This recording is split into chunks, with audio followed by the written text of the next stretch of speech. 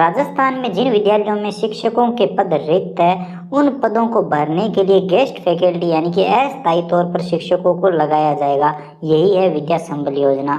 तो अब कौन कौन लग सकता है और किस किस पद पर पोस्ट निकाली गई है, किस किस पोस्ट पर जो शिक्षक है वो लगेंगे और उस पोस्ट पर लगने के लिए क्या क्या क्वालिफिकेशन चाहिए उसके बारे में भी बात करेंगे, कितना वेतन रहेगा, सब कुछ जानेंगे। तो चलिए शुरू करते हैं। अब किस किस पद पर अभ्यर्थी लग सकेंगे उसके बारे में बात करें तो व्याख्याता पद पर लग सकेंगे। उसके लिए क्या क्वालिफिकेशन चाहिए, क्वालिफिकेशन की बात करें तो पीजी यानी कि पोस्ट ग्रेजुएशन होनी चाहिए और बीएड होनी चाहिए। यहाँ पर पोस्ट ग्रेजुएशन में आपको थोड़ा सा ध्यान रखना है कि आपने जिस विषय से पोस्ट ग्रेजुएशन की है, जिस सब्जेक्ट से पोस्ट ग्रेजुएशन की है, सिर्फ उसी सब्जेक्ट के टीचर में आप आवेदन कर सकते हैं। यानी कि मान लीजिए आपने इंग्लिश से कर रखी है तो इंग्लिश की अगर किसी विद्यालय में वैकेंसी आई है, इंग्लिश का कोई पद खाली है तो उसमें आप आवेदन कर सकते हैं व्याख्याता पद पर और वहाँ पर आप गेस्ट फैकल्टी के रूप में ज्वाइन कर सकते हैं। तो ये आपको ध्यान रखना है। वरिष्ठ अध्यापक में भी वही सेम सिस्टम में यूजी यानी कि under graduation BA BSc BCom आपके पास होना चाहिए और बीएड होना चाहिए। विषय वाला वही सेम है। जिस सब्जेक्ट के लिए आप आवेदन करना चाहते हैं, जिस सब्जेक्ट का टीचर आप बनना चाहते हैं, वो सब्जेक्ट आपका अंडर ग्रेजुएशन में होना चाहिए। तो ये आपको ध्यान में रखना है। अध्यापक लेवल 2 की बात करें तो यूजी अंडर ग्रेजुएशन यानी BA BSc BCom BEd plus REET clear होना चाहिए। ये आपको ध्यान रखना है। तो ये होना चाहिए और विषय वाला वही सेम सिस्टम है। अब ये हो गया। इसी के साथ लेवल 1 की बात करें तो 12th और बीएसटीसी या फिर डीएलएड आपके होना चाहिए और रीड भी क्लियर इसमें होना चाहिए। तो ये क्वालिफिकेशन रहेगी अध्यापक लेवल 1 की। अब प्रयोगशाला सहायक की बात करें तो इसमें ग्रेजुएशन मांगी है, बीए बीएससी बीकॉम आपका किया हुआ होना चाहिए। इसी के साथ पीटीआई शारीरिक शिक्षा शिक्षक की बात करें तो बीपेड प्लस अंडर ग्रेजुएशन यानी बीए बीएससी बीकॉम आपका होना चाहिए। तो ये क्वालिफिकेशन रहेगी पीटीआई टीचर के लिए। तो अब आप समझ गए होंगे कि किस किस पद के लिए आप आवेदन कर सकते हैं और उसके लिए क्या क्वालिफिकेशन चाहिए। अब यहाँ पर बताया गया है कि विद्या संबल योजना के तहत गेस्ट फैकल्टी में सेनावर्त यानी जो रिटायर्ड शिक्षक है और निजी अभ्यर्थी लगाए जाएंगे। अब रिटायर्ड शिक्षक से आप सोच सकते हो कि फिर हमारा नंबर कहाँ आएगा। तो इसमें एक और नियम दिया गया है कि 65 वर्ष की आयु तक ही गेस्ट फैकल्टी के रूप में कार्य कर सकते हैं। तो इसमें आपका फायदा है। तो जो रिटायर्ड शिक्षक है वो कम ही लगेंगे और जो भी लगेंगे तो वो 65 वर्ष की आयु तक ही लग सकते हैं। तो ये भी बात है। इसी के साथ उनको जो रिटायर्ड टीचर है उनको रीट परीक्षा उत्तीर्ण की जरूरत नहीं है। उनकी रीट के लिए कोई बाध्यता नहीं है। तो ये भी आपको ध्यान में रखना है। अब यहाँ पर अगले पेज पे आएंगे तो यहाँ पर रिक्तियों के बारे में बताया गया है। किस विद्यालय में किस तरह से शिक्षकों का चयन होगा, किस तरह से शिक्षक लग सकेंगे। किसी विद्यालय में स्वीकृत किंतु स्पष्ट रिक्त पद पर ही लगाया जाएगा गेस्ट फैकल्टी के रूप में किसी शिक्षक को। यानी कि जिस विद्यालय में शिक्षक की जरूरत होगी, कोई नया शिक्षक नहीं आने वाला होगा, उस विद्यालय में बच्चे भी पर्याप्त होंगे यानी उस सब्जेक्ट के टीचर की आवश्यकता होगी तो ही वहाँ पर लगाया जाएगा। अगर मान लीजिए कोई सब्जेक्ट है उस विद्यालय में लेकिन अगर बच्चे ही नहीं है तो वहाँ पर ऐसी कंडीशन में कोई टीचर नहीं रखा जाएगा। अब इसके आगे ये भी बताया गया है कि अगर कोई इंग्लिश माध्यम का शिक्षक है और वो अगर पहले से कार्यरत है तो ऐसे शिक्षकों को, कार्यरत शिक्षकों को साक्षात्कार प्रक्रिया के प्रथमतः लगाया जाएगा यानी उन्हें प्राथमिकता दी जाएगी अगर वो गेस्ट फैकल्टी के रूप में आना चाहते हैं। तो उसके बारे में यहाँ पर बताया गया है।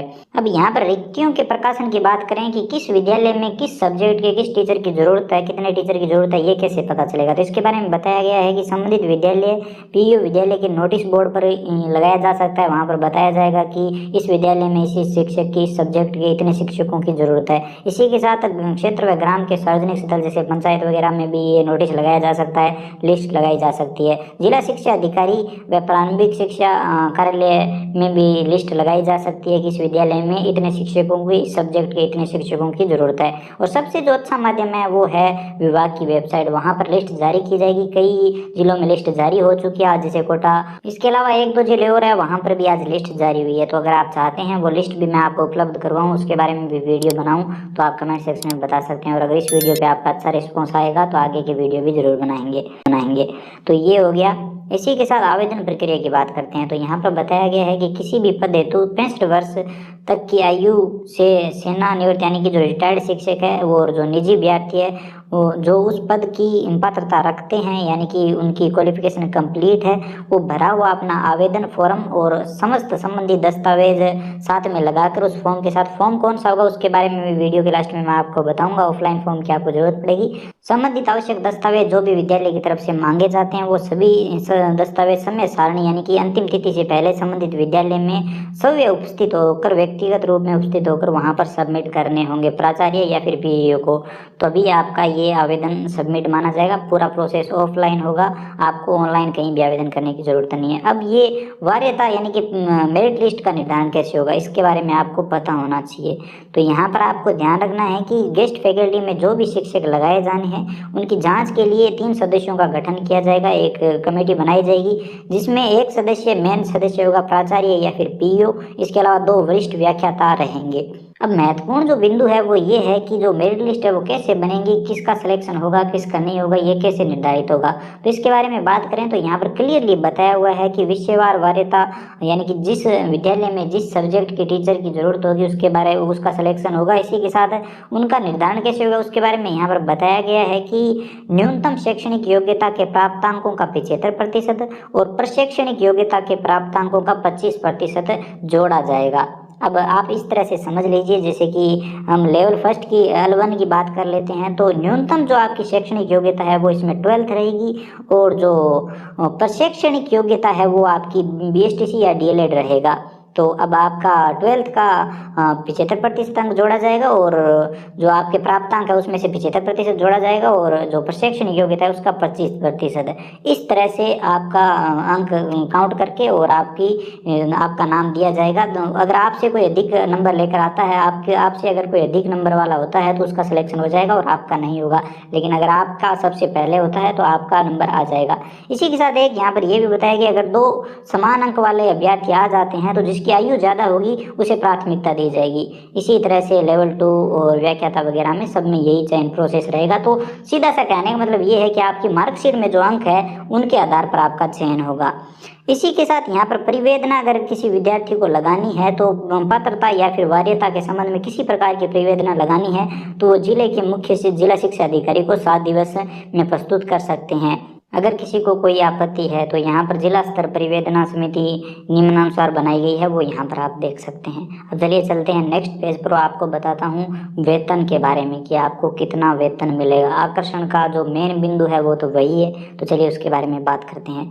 नेक्स्ट पेज पे आएंगे और यहाँ पर आप अपने वेतन के बारे में जान लीजिए। अगर आप गेस्ट फैकल्टी के रूप में लगना चाहते हैं, ज्वाइन करना चाहते हैं तो कितना वेतन आपको मिलेगा।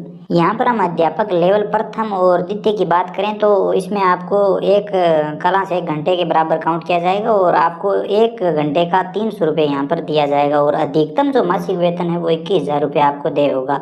तो इसके बारे में यहाँ पर आप देख सकते हैं। कहने का मतलब है कि अगर आप 2 घंटे लगाते हैं तो आपको 600, 3 घंटे लगाते हैं तो 900, लेकिन अधिकतम जो महीने का वेतन है वो 21,000 रुपये आपको मिलेगा।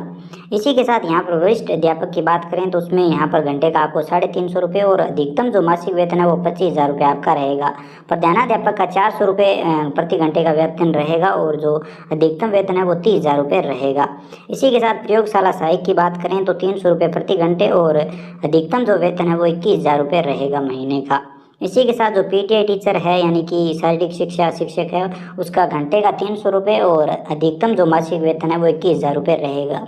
तो ये आप देख लीजिए, इस तरह से वेतन दिए जाएंगे जो भी टीचर गेस्ट फैकल्टी के रूप में लगेंगे। इसी के साथ यहाँ पर कुछ और भी जरूरी पॉइंट दिए गए हैं, तो आप चाहें तो एक बार इन्हें जरूर देख लीजिए क्योंकि हो सकता है आगे आपको इनकी ज़रूरत पड़ जाए। अब इसमें जो सबसे ज़रूरी पॉइंट है उसके बारे में यहाँ पर बताया गया, आप देख सकते हैं कि अगर किसी भी शिक्षक जो भी गेस्ट फैकल्टी के रूप में लगता है वो अगर अनियमित रहता है, उसका दुराचरण है या फिर कोई कंप्लेन वगैरह उसकी होती है तो वो प्राचार्य या फिर PEO द्वारा उसे गेस्ट फैकल्टी से विमुक्त कर दिया जाएगा, यानी उसे कभी भी निकाला जा सकता है। बार बार अस्थायी की बात की जा रही है तो पूर्णतः अस्थायी होंगे, ये स्थायी नहीं है। कहीं ऐसा ना हो जाए कल कोई ये कह दे कि हमें स्थायी करो, तो ऐसा सिस्टम नहीं है। इसमें बार बार आप इन्हें अन्य शर्तों में देख सकते हैं, अस्थायी का यहाँ पर जिक्र किया जा रहा है कि पूर्णतः ये अस्थायी रहेंगे। अब टाइम टेबल की बात करें तो जो विज्ञप्तियों का प्रकाशन है वो 1/11/2022 तक हो जाएगा। किस विद्यालय में कितने शिक्षकों को किस सब्जेक्ट के शिक्षकों की जरूरत है ये पता चल जाएगा। तो ये अलग अलग विद्यालयों में प्रकाशन हो ही रहा है, बाकी न्यूज़पेपर में होगा कैसे होगा वो पता नहीं है। इसके बारे में यहाँ पर कंप्लीट कुछ लिखा नहीं गया। इसी के साथ यहाँ पर जो आवेदन है वो 2 तारीख से 4 तारीख तक आपको करने होंगे, यानी कि टोटल आपको 3 दिन मिलेंगे आवेदन के लिए। ऑफलाइन पूरा प्रोसेस होगा और विद्यालय समय में होगा, यानी कि जो भी विद्यालय का टाइम टेबल है उसमें होगा, तो वो आप ध्यान रख लीजिए। इसी के साथ 5 तारीख को प्राप्त आवेदनों की सूची प्रकाशित करना होगा स्कूल को कि कितने आवेदन आए हैं। उसके बाद पात्रता की जांच और वारसित्य सूची जो मेरिट लिस्ट बनेगी जो अस्थायी होगी वो 7 तारीख को बनेगी और जाँच होगी फॉर्मों की। इसी के साथ यहाँ पर आपत्ति है अगर किसी को भी तो वो 9 तारीख तक लगा सकता है। इसी के साथ 10 तारीख को यहाँ पर अंतिम मेरिट लिस्ट बनाई जाएगी, अंतिम सूची जारी की जाएगी जिनका सिलेक्शन होगा। 11 तारीख को मूल दस्तावेजों की जांच होगी, जिनका सिलेक्शन होगा वो अपने ओरिजिनल डॉक्यूमेंट सबमिट करेंगे और 12 तारीख को आदेश जारी किया जाएगा और 19 तारीख को वो ज्वाइन कर लेंगे जो भी गेस्ट फैकल्टी के रूप में चयनित होंगे। तो ये सब है, यही कंप्लीट नोटिफिकेशन जारी किया गया है जिसके बारे में मैंने आपको बता दिया है। अब बात करते हैं फॉर्म की कौन से फॉर्म की आपको ज़रूरत पड़ेगी। ऑफलाइन कौन सा फॉर्म है जो आपको भर के और अपने विद्यालय में सबमिट करना है जिसमें आप गेस्ट फैकल्टी के रूप में लगना चाहते हैं। तो चलिए उसके बारे में मैं आपको बता देता हूँ। उसका लिंक आपको वीडियो डिस्क्रिप्शन में मिल जाएगा, वहाँ से आप डाउनलोड कर सकते हैं इस कंप्लीट नोटिफिकेशन का लिंक। इसी के साथ ये वाला आवेदन का प्रारूप है। तो